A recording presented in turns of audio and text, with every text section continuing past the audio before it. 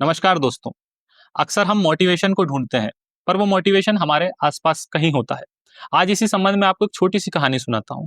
मध्य प्रदेश का दतिया जिला, उसका एक छोटा सा गांव सीतापुर, और उस गांव में उपस्थित एक मध्यम वर्गीय परिवार।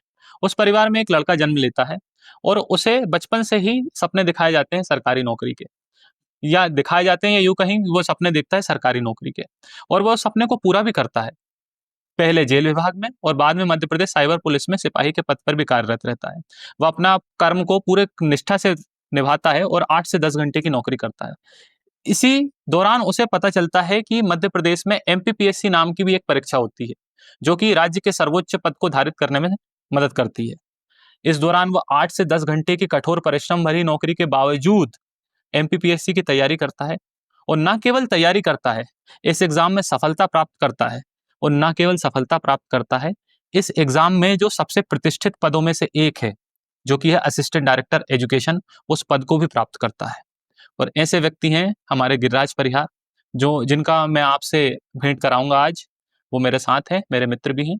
और ये एक चर्चा जो हमारी है वो सामान्य बातचीत है, जो कि दोस्तों के मध्य होती है, और आप भी उन्हें अपना दोस्त समझ सकते हैं, जैसे मैं समझता हूँ। तो नमस्कार दोस्तों, आज हमारे साथ उपस्थित हैं 2022 की एमपीपीएससी में सिलेक्टेड असिस्टेंट डायरेक्टर के पद पर सुशोभित होने वाले हमारे दोस्त, हमारे मित्र और हमारे मार्गदर्शक भी, गिरिराज परिहार जी। कैसे हैं? बढ़िया हैं। आप कैसे आए जी? बस बढ़िया है। आप इतने फॉर्मेलिटी में मुझसे बात कर रहे हैं आयुष जी बोलकर, तो मुझे बहुत अच्छा लग रहा है। नहीं, खैर, वैसे मुझे लगता है कि हम तो मित्र हैं, तो हमें सिर्फ फॉर्मेलिटी तो है ही नहीं, कोई शब्द ही नहीं नहीं, है मैं बता एप्लीकेशन। देता हूँ कि आप सभी को बताना चाहता हूँ कि गिरिराज जी जैसे फॉर्मल दिख रहे हैं, वैसे उनकी भाषा भी बहुत फॉर्मल है। हम दोस्तों के बीच में अगर सब किसी, जो जिन व्यक्तियों में अच्छी भाषा वाले लोगों में मैं नाम लेना चाहूंगा, तो हमारे गिरिराज जी हैं। बहुत अच्छी भाषा का उपयोग करते हैं। क्यों गिरिराज जी? तो बस आप का बड़प्पन है। चलिए ठीक है। तो जैसा कि मैंने अभी दर्शकों को आपके बारे में जो थोड़ा सा इंट्रोडक्शन दिया था, जी। तो मैं जानना चाहता हूँ कि आप अभी वर्तमान में किस जॉब पे हैं, और इससे पहले आपने कौन सी जॉब कर चुके हैं? हाँ। पहले मैं 2016 में जेल प्रहरी के पद पे ज्वाइन किया था मैंने। जी। उसके बाद 2017 में मेरे सिपाही के पद पर as a constable cyber cell में सिलेक्शन हुआ था। तो 2017 से मैं उसी पद पर काम कर रहा हूँ। अच्छा, 2017 से आप लगातार जी। साइबर सेल में। हाँ। तो इसमें साइबर रिलेटेड जो अभी वर्तमान में फ्रॉड्स भी हो रहे हैं काफ़ी, तो उससे कैसे आप, जैसे कि गाइडलाइन, उस संदर्भ में कैसे साइबर पुलिस कैसे कार्य करती है? साइबर पुलिस साइबर जो अपराध बढ़ रहे हैं, नए-नए ट्रेंड आ रहे हैं, उस दिशा में हम लोग कैसे काम करते हैं कि जो नए ट्रेंड हैं, उनको कैसे मैनेज करना है लगातार। इसका एक ही उपाय है, अवेयरनेस होना लोगों में। तो अवेयरनेस के लिए हम लोग काफ़ी काम करते हैं। अच्छा। गाइडलाइन जारी करना, नुक्कड़ नाटक करना और जिंगल्स चलाना, छोटे-छोटे मैसेजेस सर्कुलेट करना, सोशल मीडिया का बहुत उपयोग करते हैं। बहुत सारे हैंडल्स हैं, मैं आपको बता देता हूँ कि आप साइबर दोस्त को फ़ॉलो कीजिए। जी। आपके दर्शकों को भी मतलब फ़ॉलो करना चाहिए, जिससे कि हमें नई-नई चीज़ों का पता चलता है और हम अवेयर होते हैं। चलिए दोस्तों, साइबर दोस्त को फॉलो कीजिए, और एक्स पे ये हैंडल भी है मेरे ख्याल से, एक्स पर बिल्कुल। ये हैंडल के रूप में भी यस, साइबर दोस्त यस। उपस्थित है। चलिए, कभी आपको आया है कोई साइबर फ्रॉड कॉल? मुझे यदि हम खुद सतर्क रहते हैं, जी। तो कॉल आते भी हैं तो हमें कोई फ़र्क नहीं पड़ता। अच्छा, वैसे अच्छा। कॉल ज़रूर आए हैं, मुझे भी आए हैं, तो आप, मैसेजेस भी आए अच्छा, तो आप मजे नहीं लेते हैं। कि बच्चे अब हम बताते हैं तुमने किसको फोन लगाया है? ठीक है, लेकिन मुझे लगता है मुझे इतना समय नहीं मिल पाया कि मैं उनको कुछ बात कर सकूँ। चलिए मैं ठीक है। समझ के उनको इग्नोर कर देता हूँ। अच्छा, इग्नोर कर देते हैं। तो भाई, साइबर आपके पास भी कोई फ्रॉड कॉल आए, तो सबसे पहली बात तो आप इग्नोर करिए और जागरूकता रखिए। तो आपकी जॉब का समय कैसे, मतलब कितने घंटे की जॉब होती थी आपकी? सामान्यतः वही 8 से 10 घंटे डेली मुझे देना पड़ता था। 8 से 10 घंटे के बावजूद आपने एमपीपीएससी जैसे बड़े एग्जाम की तैयारी कैसे, मतलब आपने कैसे टाइम मैनेजमेंट किया? बिल्कुल, ये तो सवाल ऑब्वियसली अच्छा सवाल है कि नौकरी के साथ निश्चित तौर पर मुश्किल होता है। लेकिन चूँकि जब हम खुद में कन्फर्म होते हैं कि हमें तैयारी करना है और एक आपने ध्येय बना लिया है कि उसको पूर्ण करना है, तो हम जो समय है उसमें ढूँढते हैं। जैसे मैं ऑफ़िस जाने से पहले सुबह का मुझे जो जितना भी समय मिलता था, मैं उसको 100% यूटिलाइज़ करने का प्रयास करता था। ऑफ़िस के बाद भी मुझे जो समय मिलता था, उसमें मैं प्रॉपर टाइम देता था। मैं थोड़ा स्ट्रिक्ट शेड्यूल फ़ॉलो करता आया हूँ हमेशा से, और इसमें और जो पुलिस की मेरी ट्रेनिंग थी, उसमें इसने मुझे बहुत हेल्प किया। ट्रेनिंग में हमें 1-1 मिनट, 1-1 सेकंड यूज़ करना सिखाया जाता है। तो मैं वही 1-1 मिनट, 1-1 सेकंड यूज़ करता था अपनी पढ़ाई के लिए। तो तो आप देख सकते हैं भाई, time management is the key. क्योंकि हम जैसे लोग तो भाई दिन में कुछ नहीं है, काम है, फिर भी नहीं पढ़ पाते हैं, और आपने एक जॉब के साथ पढ़ाई की है। तो चूँकि हमें भी और बाकी लोगों को भी सीखने को मिलता है कि time management is the key. मैं सही बोल रहा हूँ? बिल्कुल सही बोल रहे हैं। और अपने आप में मेरे ख्याल से लक्ष्य के प्रति अपने को इतना समर्पित भी रहना चाहिए हुँ, कि मुझे ये चीज़ पानी है। शायद बिल्कुल। वो भी आप में बहुत ज़्यादा मात्रा में रहा होगा कि आपको इस सेवा में जाना है, तभी आप इतना टाइम मैनेजमेंट भी कर पाए और इतना त्याग कर पाए। हाँ, बिल्कुल, वो तो क्लैरिटी होना चाहिए आपके लक्ष्य में, जी, नहीं तो हम भटक ही जाते हैं। अनगाइडेड मिसाइल नहीं होना चाहिए हाँ, आपको। वो आप जानते ही होंगे बेहतर, जैसे कि यदि हाथ हाथ में मोबाइल है, तो हम पढ़ने की जगह कब रील्स हाँ, चालू हो जाती है मुझे नहीं रील्स लगता कब पता। चालू हो जाती है और कब स्क्रॉलिंग हो जाती है, हाँ, कच्चा बादाम, पक्का बादाम और नाना प्रकार की चीज़ें राइट, चालू होती हैं। चलिए, राइट, मैंने कुछ प्रश्न भी ऐसा लिखे हुए हैं जो मैं पूछता जा रहा हूँ आपसे। बिल्कुल। तो जो व्यक्ति एमपीपीएससी की तैयारी करना चाहते हैं, तो कई लोग जो जॉब में हैं, उनकी भी इच्छा होती है एमपीपीएससी की तैयारी करने की। चूँकि आप जॉब में रहते हुए आपने सफलता पाई है, तो हुँ, उन लोगों के लिए कुछ सुझाव जो कि जॉब में हैं और एमपीपीएससी की तैयारी करना चाहते हैं। बिल्कुल, जो जॉब में हैं, जो लोग जॉब में रहते हुए तैयारी करने का सोच रहे हैं, तो मेरा यही सुझाव है कि आपका एक निश्चित लक्ष्य यदि बन चुका है, तो आप उसके लिए पहले समय प्रबंध कीजिए। आपको ऑफ़िस में टाइम या आपकी ड्यूटी पे टाइम देना ही पड़ेगा। उससे हम खुद को परेशान करेंगे, तो वो हमारे लक्ष्य को भी इफ़ेक्ट करेगा। मुझे लगता है कि यदि आपको पता है कि आपको 8 घंटे ऑफ़िस में देना है, तो आपको देना है। आप उसको भूल जाइए। आप उसके बाद जो समय रहता है, उसको यूटिलाइज़ कीजिए। क्योंकि हमें हमारे साथ चुनौती क्या होती है, जैसे मैं पर्सनली ये सोचता था सिलेक्शन से पहले कि मेरा मेरा जो प्रतिस्पर्धा है, वो उस व्यक्ति से है जो लाइब्रेरी में सुबह 7 बजे से लेकर 10 बजे तक बैठ के पढ़ता है। बिल्कुल, ऑब्वियसली जो सीरियस कैंडिडेट रहता है, वो दिन भर पढ़ता है। जी, और मुझे वही समय मिल रहा है ऑफ़िस से पहले, ऑफ़िस के बाद। तो मुझे उससे यदि प्रतिस्पर्धा करना है, तो उसके लिए मुझे अपने समय को 100% यूटिलाइज़ करना, फ़ोकस रहना है। तो आप यदि 4 घंटे या 5 घंटे जो भी आप निकाल रहे हैं, उनको आप 100% दीजिए। आप जो पढ़ रहे हैं, हाँ, ये हो सकता है मुझे थोड़ी स्ट्रैटेजी बनानी पड़ी कि एमपीपीएससी का सिलेबस बहुत बड़ा है, तो उसमें से कुछ छँटनी करनी पड़ती है। जैसे मैंने सोच लिया कि मुझे सिर्फ़ 90% सिलेबस पे मैं फ़ोकस करता था, 10% मैं छोड़ ही देता था। जो कि टाइम कंज्यूमिंग है, क्योंकि मुझे पता है मुझे 50% मार्क्स लाना है, उसमें मुझे एक अच्छी पोस्ट मिल जाएगी। सबको मिल जाती है, 50% मार्क्स लेते हैं, फिर आप इंटरव्यू में जाते हैं तो आपको अच्छा स मिल ही जाएगी। तो हम 100% सिलेबस के पीछे तब भागना चाहिए जब आपके पास पूरा टाइम है, आपके पास सभी चीज़ें उपलब्ध हैं, संसाधन हैं, तब आप करिए। कर सकते हैं तो करिए, मुझे उससे कोई प्रॉब्लम नहीं है और ना किसी को होगी। लेकिन यदि आपके पास टाइम कम है, क जॉब कर रहे हैं, तो आप एक सिलेबस को छोटा कीजिए, नोट्स फिक्स कीजिए, छोटे-छोटे अपने शॉर्ट नोट्स बनाइए, हम इस पे बात करेंगे आगे, और फिर उनको आप बार-बार रिवाइज़ कीजिए, आंसर राइटिंग कीजिए, यही इसकी की है।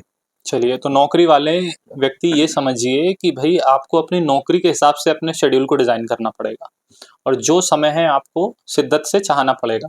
शाहरुख खान ने भी कहा है कि महान अभिनेता शाहरुख खान ने कहा है कि किसी चीज़ को शिद्दत से चाहो तो वो पूरी कायनात उसे तुमसे मिलाने की साजिश में लग जाती है। और वो खूबसूरत साजिश हुई है हमारे गिरिराज भाई के साथ, और उनको बिल्कुल अपना इच्छित पद, और मेरे ख्याल से इसके आगे भी वो परीक्षाएँ दे रहे हैं, तो हो सकता है कि आपको एसडीएम के पद पर भी एक ना एक दिन दिखें। अब हमारे अगले सेगमेंट में बढ़ते हुए मैं आपसे पूछना चाहूँगा कि 3 स्तर का एग्ज़ाम है ये। हाँ, तो इसमें प्रारंभिक परीक्षा जो होती है, वो प्रारंभिक परीक्षा अधिकतर हमारे स्टूडेंट्स कई मुझे मिलते हैं, कई मुझे पूछते हैं कि यार आयुष भाई कि हम प्रारंभिक परीक्षा, हमारा मेंस बहुत अच्छा है, हम प्रारंभिक परीक्षा निकाल नहीं पा रहे हैं। 1 नंबर से बाहर हो जा रहे हैं, 2 नंबर से बाहर हो जा रहे हैं। तो प्रारंभिक परीक्षा की क्या स्ट्रैटेजी होनी चाहिए और हमें कौन से सोर्सेज़ फ़ॉलो करने चाहिए? ठीक। प्रारंभिक परीक्षा के लिए वही 1-2 नंबर से जो पीछे होते हैं, रह जाते हैं, मुझे उसमें जो कारण लगता है, वो लगता है कि सिर्फ़ प्रीलिम्स की तैयारी करना। यदि आप सिर्फ़ प्रीलिम्स की तैयारी करेंगे, तो आप वहाँ तक तो पहुँच जाएँगे, लेकिन कभी बॉर्डर पे रह जाएँगे, कभी 1 नंबर से रह जाएँगे, या फिर निकल भी जाएगा तो आप मेंस नहीं निकाल पाएँगे। तो सिर्फ़ प्रीलिम्स की तैयारी ना करते हुए हमें मेंस की तैयारी करना चाहिए। एक समग्र तैयारी होनी चाहिए। समग्र तैयारी होनी चाहिए, बिल्कुल सही कहा। अब मेंस की तैयारी हम करते जाएँगे तो हमारा प्रीलिम्स इतना अच्छा हो जाता है कि हमें सिर्फ़ लास्ट में, प्रीलिम्स से पहले यदि हम डेढ़ 2 महीने, मेरे विषय में कहा जाए तो सिर्फ़ 1 महीने मैं देता था, और आप उसमें प्रीलिम्स निकाल लेंगे। मैंने और लगातार 5 प्रीलिम्स निकाले हैं, तो अ, मुझे लगता है कि मेंस की जो तैयारी, मेरा अनुभव यही कहता है। कि मेंस की तैयारी सब साथ में करिए भाई, सब साथ में तैयारी करिए, एकदम अलग-अलग करके मत देखिए चीज़ों को, एक साथ देखेंगे तो बहुत कुछ अच्छा दिखेगा तैयारी में भी।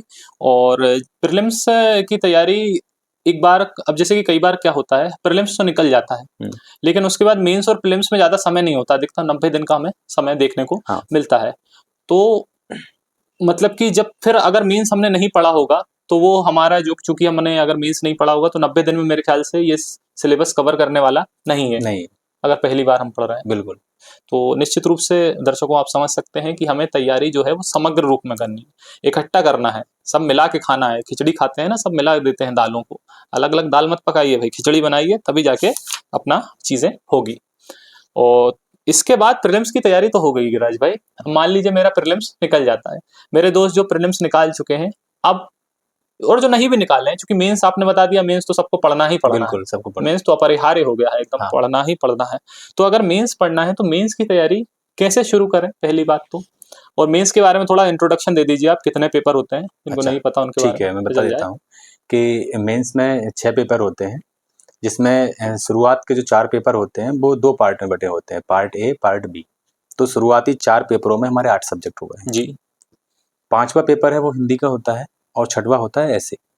यदि हम कुल अंकों की बात करें नए सिलेबस के अकॉर्डिंग, जी, तो उसमें 1500 अंकों का मेंस होता है और 185 का अब इंटरव्यू होगा। जी, शायद 2024 का पहला ही इंटरव्यू है जो जी। 185 का और होगा। मैं दर्शकों को बता देना चाहता हूँ कि 2024 में भी गिरिराज भाई का इंटरव्यू कॉल है। हुँ। तो इन्होंने नए सिलेबस के अकॉर्डिंग भी मेंस में सफलता प्राप्त की है। तो जो सिलेबस अभी चेंज हुआ है 2000, आपने भी देखा होगा और बाकी एस्पिरेंट्स भी देख रहे होंगे, सिलेबस बढ़ गया है। जी, बिल्कुल, निश्चित रूप से। और यदि मेंस की बात की जाए आंसर राइटिंग की, तो मेरा जो अनुभव रहा है 2024 का नए सिलेबस के अकॉर्डिंग, वो पेपर कंप्लीट करना एक चुनौती बन गया। बिल्कुल, बिल्कुल, निश्चित हम रूप लिख से। रहे हैं, कैसा लिख रहे हैं, वो तो चुनौती हमेशा से रहा ही है बिल्कुल, मेंस में। बिल्कुल, अब आप पूरा लिख पा रहे हैं कि नहीं, ये भी एक चुनौती है। तो निश्चित हमें रूप 2 से। चीज़ें उसमें मैनेज करना है। एक तो आपको स्पीड अच्छी मैनेज करना है, दूसरा आपको कंटेंट अच्छा करना है। यदि मैं 2 उससे बताता हूँ एंगल से कि यदि जो फर्स्ट टाइम तैयारी कर रहे हैं मेंस की, उनके लिए कैसे तैयारी करना चाहिए, फिर दूसरा जो अनुभवी हैं कुछ, उनके लिए क्या करना चाहिए। यदि कोई जो व्यक्ति जो स्टूडेंट है वो फर्स्ट टाइम मेंस की तैयारी कर रहा है, तो उसको कैसे करना चाहिए। वैसे हमने इसी चैनल पे एक वीडियो रिकॉर्ड किया है जिसमें 2026 की पूरी रणनीति के बारे में बात जी, की है, बिल्कुल। तो वो भी देख सकते हैं। फिर भी संक्षिप्त में बता सकता हूँ कि मेंस के लिए आप किसी भी पेपर से, किसी भी पार्ट से स्टार्ट कर सकते हैं, किसी भी यूनिट से। अच्छे जो प्रतिष्ठित कंटेंट है आपके पास, कुछ प्रतिष्ठित कोचिंग्स हैं, हुँ। जैसे कि मतलब उनके आप नोट्स लीजिए, सिलेक्ट कीजिए। हाँ, आप अलग-अलग कोचिंग के अनुसार, मतलब हर पेपर के अनुसार आप कोचिंग के नोट्स को सिलेक्ट कर सकते कर हैं, सकते जिसका सजेशन भी सर ने हमारी जो इस चैनल पे वीडियो में भी दिया है, और हमारा एक टेलीग्राम ग्रुप है जिसकी लिंक इसमें इस वीडियो के नीचे दे दी जाएगी आपको पिन कमेंट में। तो आप उससे भी देख सकते हैं कि सजेशन सर ने दिया है कि कौन से हमारे पार्ट्स हैं जो हमें किस नोट से पढ़ना है। हाँ, इस बिल्कुल। इसके अलावा भी जैसे कि सर बता रहे हैं कि मेंस में और क्या कैसे क्या तैयारी हो सकती है। तो हुँ, सर जैसे कि मैं आपसे पूछना चाहूँगा कि तैयारी का तो हम, जैसे कि बच्चे जान ही जाएँगे, या तो हमारे वीडियो देखकर इसके जो मैं बता रहा हूँ, मैं आई बटन पे डलवा दूँगा। जी। तो मैं ये जानना चाहता हूँ सर, 6 दिन हुँ, लगातार पेपर होते हैं, उस दबाव से मेंस को परीक्षा देने वाला हर बच्चा गुज़रता है। हुँ। वो 6 दिन में खाना, पीना सर, नींद, सर कैसे सर मैनेज होता है ये सब चीज़ें? बिल्कुल, ये चुनौती सबके साथ ही रहती है। जी। आपके साथ भी रही जी, होगी, मेरे बिल्कुल साथ सर, भी रही है। मुझे सर नींद ही नहीं आती मेंस में सर। हाँ, ये होता है। मेरे साथ क्या था, मेरा जब पहला मेंस था 2020 वाला, तो मुझे पहले पेपर के जो नाइट है, उसमें मुझे नींद नहीं आई थी और इस कारण वो पेपर भी इफ़ेक्ट हुआ था। बिल्कुल, लेकिन इसके लिए फिर जो ऑब्वियसली फर्स्ट टाइम जो मेंस दे रहा है, उसके लिए बहुत बड़ी बात होती है, तो ये दबाव रहता है कि यार बिल्कुल सर। मेंस है, कैसा जाएगा? तो लेकिन उसको दबाव को मैनेज हमें करना पड़ेगा ही। तो अभी मेरे साथ ऐसा नहीं होता है।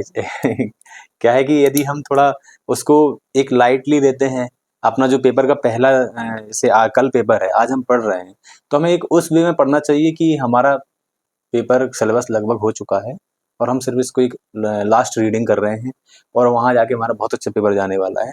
मैं क्या करता था कि यदि कल पेपर है तो आज शाम को मैं एक कुछ क्वेश्चंस लिखता था।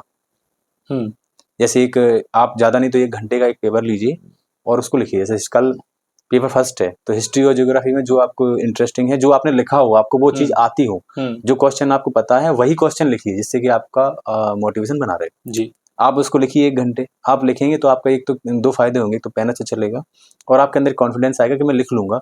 तो ये सोच के कि मैं लिख लूँगा, मैं अच्छा कर लूँगा, हो सकता है आपको नींद भी अच्छी आ जाए और थोड़ा-सा कूल काम रहना ही पड़ेगा। ये चीज़ें बहुत पहले से काम करती हैं। मैं योगा करता हूँ, योग करता हूँ, योग मेरी हॉबी भी है इंटरव्यू में और मेडिटेशन करता हूँ। मुझे ये पहले से ही शौक रहा है और थोड़ा-सा टहलना, घूमना, ग्राउंड जाना ये मेरी हॉबी रही है। तो इससे आप यदि फिज़िकली और मेंटली फिट रहते हैं, तो मुझे नहीं लगता है कि नींद ना आना और ऐसी समस्या होंगी। शुरुआत में हो सकती है, फिर मैनेज हो जाती हैं। अच्छा भैया, तो भई देखिए, मुझे तो नहीं आती, लेकिन सर का ये है कि टेंशन मत लीजिए, टेंशन लेंगे तो आप पेंशन पे जाएँगे। टेंशन नहीं लेना है, टेंशन लेंगे तो भाई घर वालों, परिवार वालों सबकी अपेक्षाओं को अभी रखो ताक में और अगले पेपर की करो तैयारी। ये मूल मंत्र मुझे इसके दौरान समझ में आया है। बिल्कुल। तो 6 पेपर होने के बाद तो फिर ऐसा लगता होगा कि जेल से रिहा हो गए। अंतिम पेपर तो ऐसा लगता है कि जब ऐसे का पेपर जब हम दे के आते हैं बाहर, क्योंकि जब अंदर बैठे रहते हैं तब भी दिमाग में चलता है कि मैंने पहला ऐसे लिख लिया, अब मुझे दूसरा लिखना है, मैंने दूसरा लिख लिया है, अब मुझे फॉर्मेट राइटिंग करनी है केवल फॉर्मेट राइटिंग और फॉर्मेट राइटिंग जैसे होती है, तो कॉपी जब सबमिट देते करते हैं, उसके बाद ऐसे ही लगता है जो कि आपने अभी कहा। परमानंद की अनुभूति, अनंत बिल्कुल। चतुष्टय प्राप्त होता है, अनंत शक्ति, अनंत ज्ञान। बिल्कुल। चलिए अच्छी बात है। अब ये हम 2 स्तरों पर मेरे ख्याल से अभी बात कर चुके हैं। जी। एक तो प्रीलिम्स के स्तर पे मैं आपसे पूछ चुका हूँ, एक मेंस के स्तर पे। मेंस के स्तर पे एक छोटा-सा क्वेश्चन हो रहा है, शॉर्ट नोट्स का। आपने बहुत सारे साक्षात्कार दिए होंगे लोगों को, पॉडकास्ट किए होंगे और उसमें हर बार एक प्रश्न ज़रूर पूछा जाता होगा आपसे शॉर्ट नोट्स से। बिल्कुल। शॉर्ट नोट्स तो मैं भी पूछूँगा, तो पहली बात तो शॉर्ट नोट्स की महत्ता क्या है? क्यों बनाना चाहिए? और जो नहीं बना रहा है वो क्यों घाटे में? शॉर्ट नोट्स की महत्ता मुझे लगता है एक लाइन में ही मैं बता सकता हूँ इसको, आप भी समझेंगे, सब समझ जाएँगे। यदि आपको फाइनल लिस्ट में नाम लाना है, तो आपके पास आपकी खुद की शॉर्ट नोट्स होना चाहिए। देख लो भैया, फाइनल लिस्ट में नाम आना है तो शॉर्ट नोट्स तो अब कोई एक आध अपवाद हो तो मैं ये नहीं कह सकता कि मैं दावा कर रहा हूँ बिल्कुल सर। कि यदि किसी ने शॉर्ट नोट नहीं बनाए फिर भी सिलेक्ट हो गया, ऐसे भी बिरले लोग होते हैं। लेकिन मैं खुद का अनुभव भी बता रहा हूँ कि यदि आपके पास नोट्स नहीं है, आप जो पढ़ते हो उसको रिवीजन कैसे करोगे? बिल्कुल सर। और बिना रिवीजन के आपका जितना भी आपने कंटेंट पढ़ा है, वो मुझे नहीं लगता कि उसका कोई महत्व है। बिल्कुल। मेंस में हमें वो चीज़ याद आती ही नहीं है। तो शॉर्ट नोट्स वो की है, जो हमें ये बताती है कि हमने इतना सारा पढ़ा है, उसकी समरी है, उसको हमें कैसे लिखना है। तो शॉर्ट नोट्स तो बहुत आवश्यक है, लेकिन वो खुद के होना चाहिए। कभी-कभी क्या होता है कि लोग मार्केट में बहुत सारे शॉर्ट बहुत नोट्स सारे चल रहे हैं और लोग टेलीग्राम को बहुत फॉलो करते हैं, जो कि मतलब मुझे लगता फलाना है कि इंस्टीट्यूट, ढिमका इंस्टीट्यूट के शॉर्ट नोट्स, टॉपर के शॉर्ट नोट्स, ये शॉर्ट नोट्स। मुझे लगता है अब जैसे मान लो कि मैं भी अपने शॉर्ट नोट्स पब्लिक करवा दूँ, बिल्कुल, बिल्कुल। तो उससे क्या होगा, आप लोग देखेंगे, पढ़ेंगे और उनको कुछ समझ में नहीं आएगा, क्योंकि वो मैंने अपने हिसाब से बनाए। हाँ, उससे एक फ़ायदा हो सकता है, जैसे कोई लोग टॉपर्स के शॉर्ट नोट देखते हैं या मेरे देखते हैं, किसी के भी देखते हैं, तो उन्हें आइडिया लग जाएगा कि बनाने कैसे हैं। बनाने कैसे हैं, बस। बिल्कुल, बिल्कुल। और इसीलिए देखना चाहिए मुझे लगता है। बिल्कुल, फॉलो नहीं करना चाहिए, नोट्स आप आपके बनाइए। हाँ। जैसे कि भई अपना परिवार अपना ही है, दूसरे का परिवार कितना ही आदर्श हो, ठीक है ना? अपनी चीज़ अपनी होती तो बिल्कुल। आप अपने शॉर्ट नोट्स बनाइए। बिल्कुल। और दूसरी बात ये है कि आप सर के नोट्स का भी सहारा ले सकते हैं, वो हम टेलीग्राम पे इसमें इसी जो हमारा चैनल है, टेलीग्राम चैनल, उस पे सर के शॉर्ट नोट्स डलवा देंगे, तो आप उनके शॉर्ट नोट्स को देख के अंदाज़ा लगा सकते हैं और अपने शॉर्ट नोट्स प्रिपेयर करते हैं। और सर ने पहली लाइन में बोल ही दिया है कि भैया फाइनल सिलेक्शन चाहिए है, तो शॉर्ट नोट्स होना चाहिए। मैं भी इंटरव्यू के बाद अभी इसके बाद साक्षात्कार के बाद अपने शॉर्ट नोट्स बनाने जा रहा हूँ, आप भी जाइए, ठीक है ना? एक महत्वपूर्ण प्रश्न ये भी बनता है सर कि पेन कौन-सा यूज़ करें? पेन के बारे में बहुत चर्चाएँ होती हैं कि कौन-सा पेन यूज़ करें? पेन का सिलेक्शन के कुछ मानदंड होते हैं, जैसे कि हम लोग जब लिखते हैं, हमें लगातार 3 घंटे लिखना है, बिल्कुल। रेगुलर लिखना है, तो पेन ऐसा होना चाहिए कि आपकी कॉपी में वो एक अलग से इफ़ेक्ट दे, मतलब एक चमक होनी चाहिए उसकी स्याही में। दूसरा ये है कि वो जो हम पकड़ते हैं पेन, तो यदि पेन बहुत पतला है, उसमें ग्रिप अच्छी नहीं है, तो हमारे 3 घंटे लिखते-लिखते आपकी उँगली दर्द करने लगेगी, आप लिख नहीं पाएँगे अगले दिन। बिल्कुल सर। तो एक ग्रिप अच्छी होनी चाहिए, थोड़ी-सी मोटी होनी चाहिए और हल्की होनी चाहिए। पेन यदि हम ज़्यादा थोड़ा 2 शब्द तो लिखना नहीं है हमें कि किसी भी पेन से लिख लेंगे, तो वो हालाँकि सबकी अलग-अलग चॉइस होती है, होनी भी चाहिए, किसी को 0.5 पॉइंट वाली हाँ, पेन अच्छी पॉइंट वन होती है, में कोई लिखते हैं। 1.0 में लिखता है, मतलब अलग-अलग लिखते हैं। 1 mm में लिखता है, वन कोई हाँ, 0.5 mm लिखता तो वो अलग हो सकता है। है। वो बिल्कुल। सबकी राइटिंग और लिखने की कला पे भी डिपेंड करता है। मैं जो पेन यूज़ करता था, मैंने भी 2-3 पेन से प्रैक्टिस की, फिर मुझे एक पेन मैंने सेलेक्ट किया, तो डॉम्स का एक पेन आता है। अच्छा। हाँ, उसको मैंने यूज़ किया है। उसको हालाँकि थोड़ी-सी वो भारी है, लेकिन उसको कैप हटा के यूज़ करता हूँ मैं, तो वो हल्के शायद से। आपके यहाँ पर लगा हुआ अच्छा, है वो हाँ, पेन। हाँ। तो हाँ, मैं दिखाना चाहता हूँ, ये डॉम्स का ये वाला पेन है जो मैं यूज़ करता हूँ, और मुझे इससे लिखने में बड़ा कम्फ़र्ट लगा है। इसमें एक तो ये है कि इसकी ग्रिप बहुत अच्छी है। अच्छा। हाँ, मैं इसका कोई प्रचार नहीं कर रहा हूँ, जी, मैं जी, बस जी। बता रहा हूँ, यदि आप सर ने बताया है हाँ, व्यक्तिगत रूप से जो इसका कोई मानदंड बताए हैं, हाँ, उसके आधार पे जो भी पेन खरा उतरे, हाँ, आप वो वो है। ले सकते हैं। इसका जो निब है वो भी बहुत ज़्यादा ना पतला है, ना बहुत ज़्यादा मोटा है, तो एक मेरी चूँकि राइटिंग बहुत अच्छी नहीं थी, तो जी, जी। मुझे एक ऐसी पेन लेना था, मैं बहुत पतली पॉइंट पेन से नहीं लिख सकता था। अच्छा, हाँ, जी। इससे एक प्रश्न और आता है, अच्छी राइटिंग का कितना महत्व है मुख्य परीक्षा में? अच्छी राइटिंग का महत्व हमने सुना है कि लोग सोचते हैं कि हाँ राइटिंग का भाई। कोई फ़र्क नहीं पड़ता है, हुँ, लेकिन फ़र्क मैं इससे बता देता हूँ कि मैं कोई व्यक्ति अ, एटीओ बनता है, सीटीआई बनता है। बिल्कुल। दूसरा व्यक्ति सेकंड ग्रेड की पोस्ट पे जाता है। तो इसमें 2 चीज़ें मैटर करती है, या तो आपको इंटरव्यू में बहुत अच्छे नंबर मिलते हैं, या आपकी मेंस के मार्क्स कम रहते हैं। ये जो राइटिंग है, ये हमें वो नंबर दिला देती है, जो हमें जिनमें 10-20 मार्क्स से हम बाहर होते हैं हाँ, या हमारी सेकंड से पोस्ट थर्ड पे आते सेकंड हैं। से थर्ड पे आते हैं। वो जो 10-20 नंबर या 30 नंबर जो रहते हैं, वो हमें कहीं न कहीं इनसे मिल जाता है। आपका सिलेक्शन, यदि आपकी राइटिंग बहुत खराब है, मतलब बहुत अच्छी नहीं है, तो सिलेक्शन हो जाएगा, आपका सब कंटेंट अच्छा है, लेकिन आप हो सकता है कि आप सेकंड की जगह थर्ड पे रह जाएँ। तो महत्व बिल्कुल। तो है, कोशिश करना चाहिए राइटिंग यदि का आप अच्छा लिखें। महत्व अच्छा है। अधिकतर क्या है लड़के सर बचपन में क्या है कि ना कॉपी मेंटेन करते हैं, लड़कों की मेंटालिटी बता रहा हूँ मैं, ना कॉपी मेंटेन करेंगे, ना 2-3 पेनों का यूज़ करेंगे, ना लाइन खींचेंगे। हुँ, तो बचपन की आदतें होती सर पुराने पाप हैं, तो वो आते हैं फिर वो जवानी में हमें धोखा देते हैं। तो लड़कों की आदत जबकि सर लड़कियों में ये बात बहुत अच्छी है कि बचपन से वो मैं हालाँकि जेंडर बायस नहीं कर रहा हूँ, हुँ, लेकिन सामान्यतः ये प्रवृत्ति देखी गई है कि जो लड़कियाँ होती हैं वो बहुत अच्छे से कॉपी मेंटेन करती हैं। अपनी राइटिंग पे बचपन से ही उन पे ध्यान दिया जाता है, कॉपी मेंटेन, कॉपी को सजावट तो इस चीज़ का भी बचपन से जो प्रभाव होता है सर स्कूलिंग में जो हम जैसी आंसर राइटिंग करते हैं या जैसे लिखते हैं, इसका भी कुछ ना कुछ प्रभाव पड़ता है क्या सर आप मानते हैं ये चीज़ बिल्कुल को? मैं खुद मानता हूँ, और जो आपने बात बोली है, मुझ पे खुद लागू होती है कि मैं भी बहुत अव्यवस्थित लिखता था, और वही चीज़ जो हम स्कूल में अब नोट्स बनाते हैं, अब फेयर कॉपीज़ बनाते थे ना, हुँ, हुँ, हुँ। तो उनमें द 2-3 पेन का यूज़ करना हुँ, मतलब हमें इतना फुर्सत ही कहाँ थी कि हम हुँ। लोग खेलने से फुर्सत कहाँ हाँ, रहती है, बिल्कुल, बिल्कुल सर, तो समझ रहा हूँ अपन मैं। वो नहीं लिखते थे। लेकिन यहाँ आके उसका महत्व पता चला कि हमें बिल्कुल, कैसे लिखना है, हेडिंग कैसे बनाना है, डायग्राम कैसे यूज़ करना है। तो यदि जो बचपन से करता है, स्कूलिंग से करता है, तो उन्हें उसका फ़ायदा ज़रूर मिलता है, और उनकी कॉपी बहुत सुंदर दिखती है। बिल्कुल, बिल्कुल सर। कोई भी चेक कियर हो, हम हैं, आप भी हो, यदि आपको कॉपी सुंदर दिखेगी, ये कॉपी आपको बहुत अच्छी नहीं वही दिखेगी, बात है, हमारा तो चेहरा आपका चेहरा थोड़ी जा चेहरा रहा है सर, कॉपी जा रही है कॉपी जा रही है, और बिल्कुल। कॉपी जितनी अच्छी होगी हाँ, और बिल्कुल। जितनी सुंदर होगी तो वो पढ़ेगा भी अंदर क्या लिखा है। पढ़ेगा वो, राइट, हाँ, तो हमें जैसे विकास दिव्य कीर्ति सर हैं जो कहते हैं कि आपको उससे कॉपी पढ़वाना है। पढ़वाना है, राइट। तो ये जैसे कि सर ने बोला भाई राइटिंग का भी खेल है, यदि आप सुधार सकते हैं तो सुधार लीजिए और यदि वो पाप हैं, वो पाप आपके आड़े आ रहे हैं तो देखिए भाई पढ़ने कीजिए कुछ। और पेन की बात हो गई हमारी शॉर्ट नोट्स की।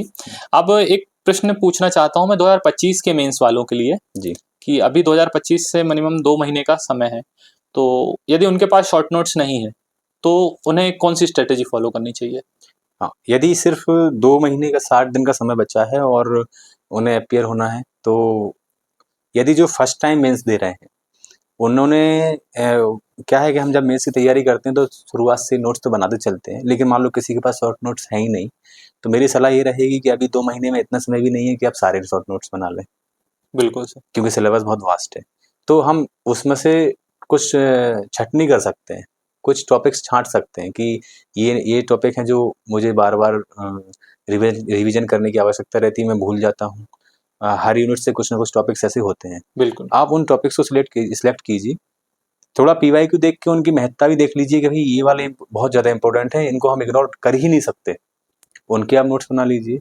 तो ये ऐसे कर के हम हर यूनिट से, हर पेपर से नोट्स को कम कर देंगे, और वो फिर आपका जो समय नोट्स बनाने में बहुत ज़्यादा समय लगता है, वो आपका क्या होगा कि 2 महीने का जो समय है, उसमें नोट्स भी आपके शॉर्ट नोट्स तैयार भी हो जाएँगे, आपका रिवीजन भी हो जाएगा, और आपकी आंसर राइटिंग आप जो कर रहे हो, वो करते ही रहेंगे।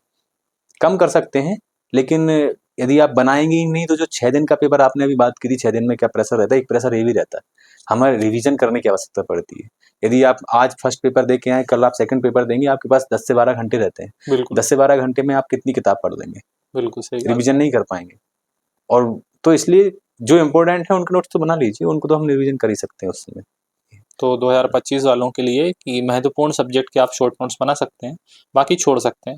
तो सोर्सेस की बात है सर, तो सोर्सेस कौन से फॉलो करना चाहिए मेंस के लिए? जैसे कि अगर हम शॉर्ट नोट्स बना रहे हैं तो कोई एक बड़ा सोर्स लेना पड़ेगा हमें?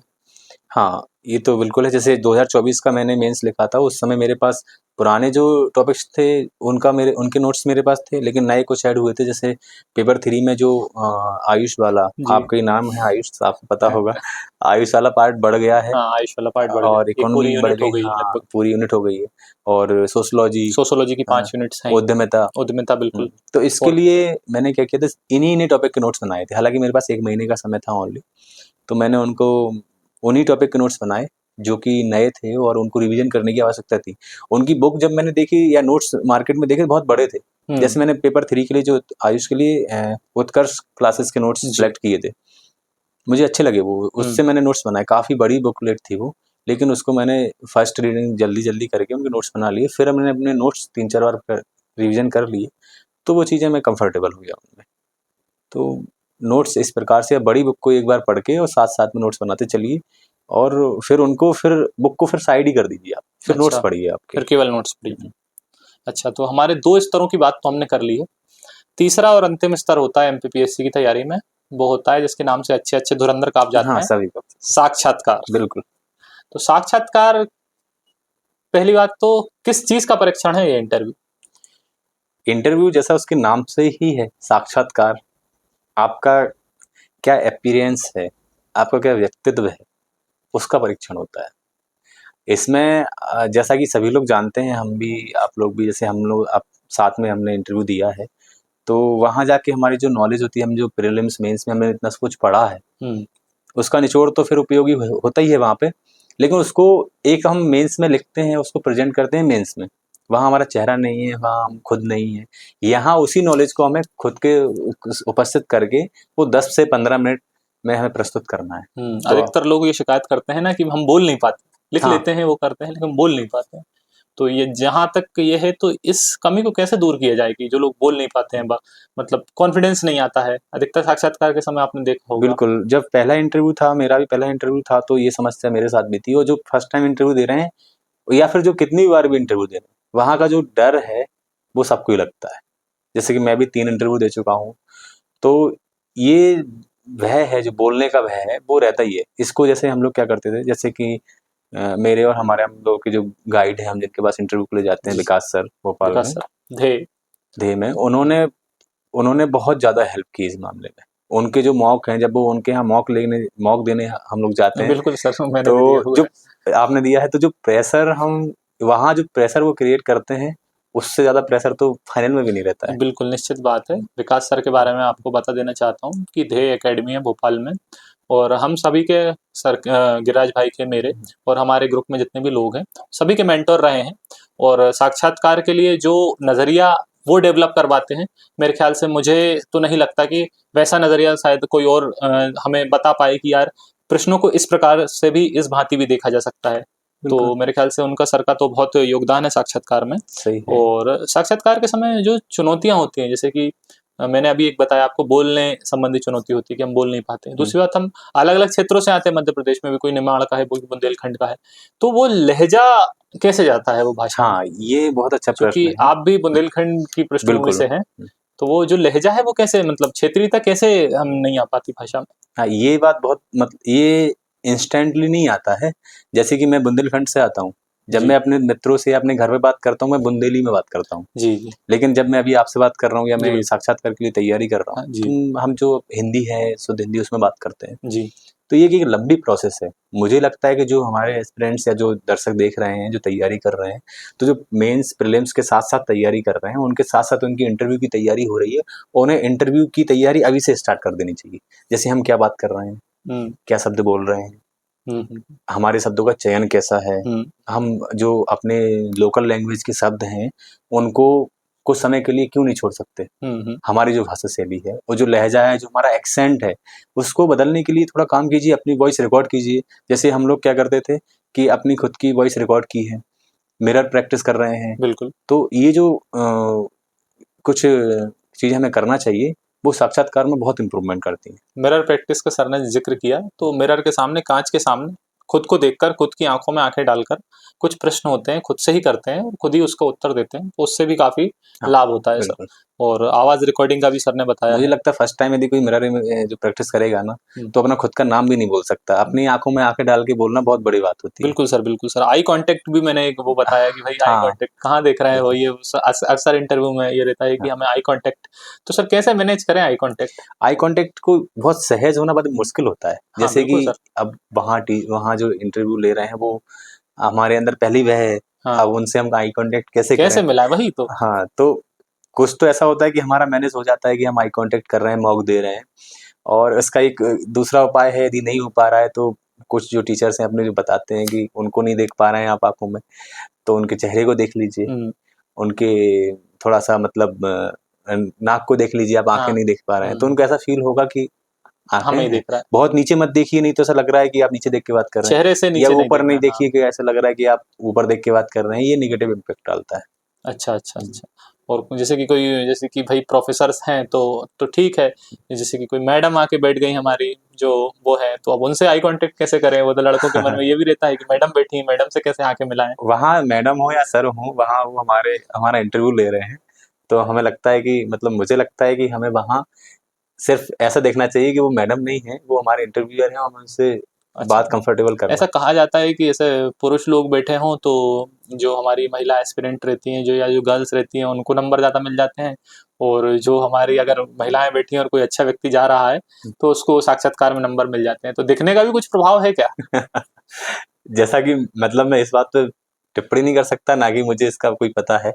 लेकिन मैं बता सकता हूँ कि चूँकि पहले ही मैंने बोला साक्षात्कार आपके अपीयरेंस का, आपके व्यक्तित्व का परीक्षण है। हाँ।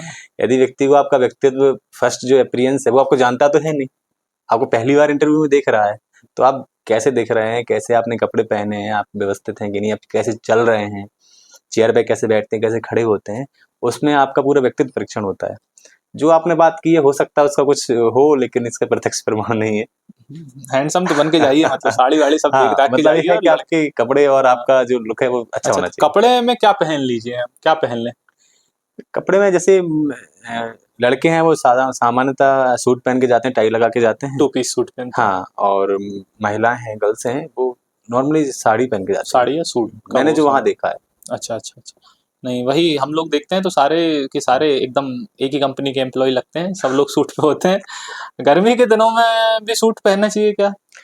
मुझे लगता है कि पहन सकते हैं, उसमें कोई बुराई नहीं है। यदि आप अच्छा। सूट में कंफर्टेबल आपको लग रहा है हुँ, कंफर्टेबल है, तो पहन हुँ। लीजिए।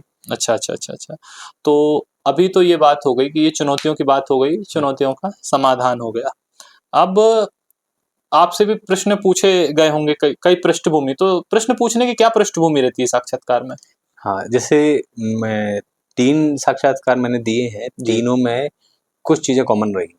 जैसे कि मैं पुलिस में हूँ जी, और साइबर में हूँ। जी। तो एक पुलिस की पृष्ठभूमि से क्वेश्चन आते हैं, हुँ, एक साइबर की पृष्ठभूमि से अलग आते हैं, जी, क्योंकि वर्तमान में वो ट्रेंडिंग बिल्कुल। में। तो मेरा कुछ जो वर्क प्रोफाइल है उससे चलता ही है। इसके अलावा लास्ट जो इंटरव्यू था उसमें मेरी ग्रेजुएशन का है, पार्ट है, हिस्ट्री है, उससे क्वेश्चन पूछे थे। और कभी-कभी करंट के जो मुद्दे रहते हैं, उनसे भी क्वेश्चन पूछे जाते हैं। हुँ। हॉबी से भी पूछे जाते हैं, लेकिन इत्तेफ़ाक से मुझसे मेरी हॉबी से क्वेश्चन अभी तक नहीं पूछे। अच्छा, तो हॉबी, कुछ की तो हॉबी रहती है, कुछ लोग हॉबी बनाते भी हैं। बनानी भी पड़ती है। हैं, तुरंत क्रिएट की जाती है, तो हॉबी का भी कुछ इम्पैक्ट होता है। आप जैसे कि हम हॉबी ना लिखें, तो उसका कुछ। चूँकि वहाँ एक संपूर्ण व्यक्तित्व बताना पड़ता है, और हर व्यक्ति का स्ट्रेस तो सबको होता है, और सबका मन करता है कि वो भी थोड़ा माइंड रिलैक्स करें, तो कुछ ना कुछ तो सब लोग करते ही होंगे। वही हमारी हॉबी है, तो हमें पता नहीं रहता है। हम तो मूवी देखते हैं वो वो भी हॉबी है। तो वही ना, लेकिन वो सर अब हम देखते हैं नई मूवी, वो देखते हैं पुरानी मूवी, तो वो पूछेंगे कि भाई क्या है? तो वह हॉबी तो सबकी है, कुछ ना कुछ करते हैं, हुँ, लेकिन वो अटका देते हैं उस हॉबी में, मैंने ऐसा सुना है। वो आपको कम्फ़र्ट वहाँ ऐसा नहीं है कि हम अटक जाते हैं, वहाँ आप क्लियरली सॉरी बोल सकते हैं। जिस हुँ, इंटरव्यू में सिलेक्ट हुआ हूँ, मैंने हाँ। लगातार 5 सॉरी बोले हैं। यदि आप मतलब ऐसा है कि लोग सॉरी बोलने से डरते हैं, तो ऐसा हाँ। नहीं है। और कंटिन्यू 5 क्वेश्चन मुझे नहीं है, मैंने सॉरी बोला है। सॉरी बोलने का भी एक महत्व है, महत्व मतलब बिल्कुल। बिल्कुल, अगर आपको कब सॉरी बोलना है ये भी आना चाहिए, हाँ, और कैसे सॉरी बोलना है कैसे बोलना है? ये सब, और ये सब तो हमें सर ने सिखाया ही है। बिल्कुल। और दूसरी बात ये है कि एक बोर्ड की बात करूंगा, हुँ। तो कुछ बोर्ड ऐसे होते हैं जिनका नाम सुनते से ही बिल्कुल मन में फूल खिल जाते हैं, एकदम बागो बाहर हो जाता है मन की, यार ये बोर्ड में है, इसमें तो मजा आ जाएगा। कुछ ऐसे बोर्ड रहते हैं कि भाई ये जिसका नाम आया और जो पैरों तले जमीन खिसक जाती है, और फिर तो मतलब क्या है ये बोर्ड का सिस्टम क्या है? ऐसा चलता है कि किसी बोर्ड में नंबर अच्छे मिलते हैं और किसी बोर्ड में खराब? देखिए, वहाँ पर जो आयोग है 4 बोर्ड हैं अभी हम जैसे पता है। हम्म, अब नाम से सिर्फ़ ये क्लियर नहीं होती, वो तो हम पे डिपेंड करता है हम कैसा प्रेज़ेंट करते हैं। कुछ रूमर्स बन जाते हैं, बन जाते हैं उसमें मैं हाँ, क्या सर करूँ? कह रहे हैं कोई बोर्ड खराब नहीं है, खराब खराब खराब स्टूडेंट है, बाकी तो आप समझदार हैं। बाकी जब आप इंटरव्यू की प्रोसेस में जाएँगे तो मुझे लगता है आपको बेहतर पता समझ चल जाएँगे। जाएगा कौन से बोर्ड है, हुँ, कौन शायद आपको पता भी चलेगी कि किस बोर्ड में क्या होता है। मैं भी सर के साथ ही देख चुका हूँ, तो जो भयानक बोर्ड है उनको भी हम हो चुके हैं, सह चुके हैं, और अच्छे बोर्ड भी, वैसे अच्छा बुरा कुछ नहीं है जैसे सर ने बताया, आपके ऊपर है, आपके व्यक्तित्व के ऊपर है, आप कैसे उस चीज़ों को हुँ, लेते हैं। तो साक्षात्कार भी एक समग्र तैयारी है। तो जैसा कि हम देखते हैं कि एमपीपीएससी ऐसी तैयारी है जो आपके उठने, बैठने, चलने, बात करने, हुँ, हर चीज़ को सुधारती है मेरे ख्याल से। और बिल्कुल। जब हम एक प्रशासक बनते हैं और यही सब चीज़ें हमें मेरे ख्याल से काम भी आती हैं। बिल्कुल काम में आती है। मतलब मुझे तो ऐसा लगता है मेरा जो अभी अनुभव है 4-5 साल का हुँ, कि यदि आप एमपीपीएससी की तैयारी करते हैं और जो व्यक्ति सिलेक्ट हो जाता है और कोई व्यक्ति सिलेक्ट नहीं भी होता है, तब भी उनके व्यक्तित्व में बहुत अंतर नहीं रहता है। व्यक्तित्व वो ये ऐसी प्रक्रिया है कि इसमें आपका व्यक्तित्व ज़रूर निखरेगा। बहुत अच्छे व्यक्ति आपका सोचने का नज़रिया बदल जाएगा। आप समाज की जो जो सोच है, जो ढकोसला चला आ रहा है, आप हर चीज़ को 2 से 4 एंगल में सोचना शुरू कर देंगे क्योंकि हम लिखते ही हैं हर उस चीज़ को। बिल्कुल, बिल्कुल, बिल्कुल। तो कोई भी मुद्दा है हम सिर्फ़ उसको एक दिशा से हमें कोई भटका नहीं सकता। हुँ, निश्चित रूप से। तो वो और इसमें एक चीज़ और है कि इसमें भाग्य का कितना साथ होता है इस एग्ज़ाम में? क्योंकि हम कई लोगों को देखते हैं 1 इंटरव्यू, 2 इंटरव्यू, 4-4, 5-5 इंटरव्यू भी दे चुके होते हैं, पर वो सिलेक्ट नहीं हो पाते। मुझे लगता है यदि ये शब्द भाग्य नहीं होता तो कई लोग शायद अपने आप को ये बोलते कि यार मतलब भाग्य एक ऐसा सहारा है जिसमें असफलता जो है छुप जाती छुप है। जाती है। कि यदि मान लो सिलेक्शन नहीं हुआ, मैं बोल देता यार मेरा लक खराब नहीं था, या कोई बोल रहा यार भाई तेरा लक सही साथ नहीं दे रहा है, ऐसा है। तो वो मुझे क्या है थोड़ा-सा तसल्ली देता हूँ, मैं सोचता हाँ यार मेरा लक साथ नहीं दे रहा है। तो ये एक ऐसा शब्द है जो आपको ये सब चीज़ें आपको तसल्ली देता है। हालाँकि ठीक है, ये होना भी चाहिए नहीं तो आप अंदर से आप टूट उद्वेलित होते जाएँगे। रहेंगे, टूट जाएँगे। तो वो ठीक है, लेकिन हाँ, मेहनत आप करते रहिए। सब तारे-सितारे ठीक है, कहने को होते हैं।